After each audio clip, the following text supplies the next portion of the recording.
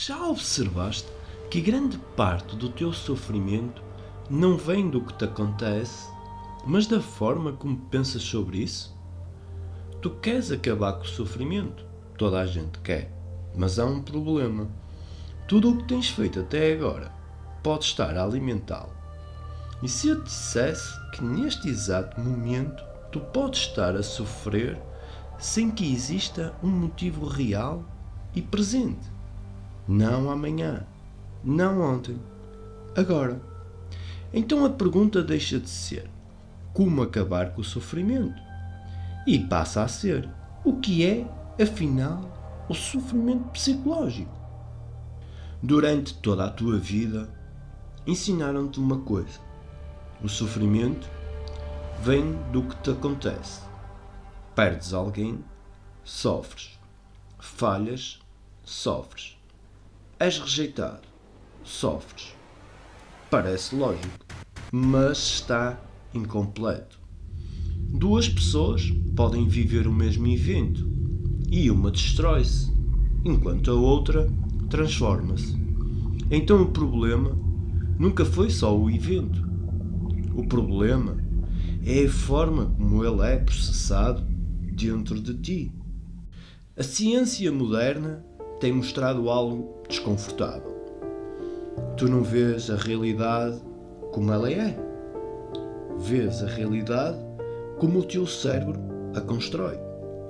O teu cérebro interpreta, filtra, distorce, projeta significado antes mesmo de teres consciência disso.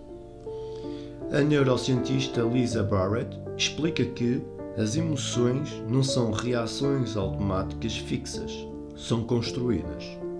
Construídas a partir de sensações do corpo, experiências passadas e conceitos aprendidos. Ou seja, tu não sofres diretamente com a realidade. Tu sofres com a interpretação que o teu cérebro faz dela.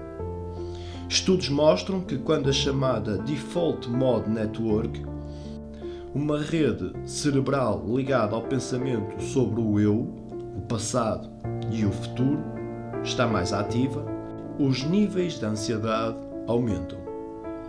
Quanto mais pensas sobre ti no tempo, mais sofrimento crias. Imagina isto. Algo acontece e, imediatamente, o pensamento entra em ação. Isto é injusto, isto não devia acontecer, isto diz algo sobre mim. Sem perceberes, crias uma narrativa. Essa narrativa gera emoção e essa emoção reforça a narrativa. E entras num ciclo automático, invisível. É como cair num redemoinho mental. Quanto mais giras, mais fundo vais. E é aqui que quase toda a gente se engana. Não se trata de silenciar o pensamento, nem de o controlar, mas de o ver claramente, sem esforço, sem método, sem força de vontade. Apenas atenção plena ao que está a acontecer. E quando isso acontece, a própria natureza do fenómeno transforma-se. Agora vem a parte mais perturbadora. Grande parte do teu sofrimento psicológico nem sequer está a acontecer agora. Está no tempo. Memórias do passado, projeções do futuro, arrependimentos, ansiedades que tu estás a sofrer por algo que já não existe ou que ainda nem aconteceu. E mesmo assim, o corpo reage como se fosse real. Coração acelera, tensão sobe, dor aparece. Tudo criado por pensamento. O corpo vive no presente, a mente vive em ficção. Sem a tua história, quem és tu? Então, se o sofrimento psicológico é criado pelo pensamento, a solução parece simples. É só parar de pensar. Mas não é assim.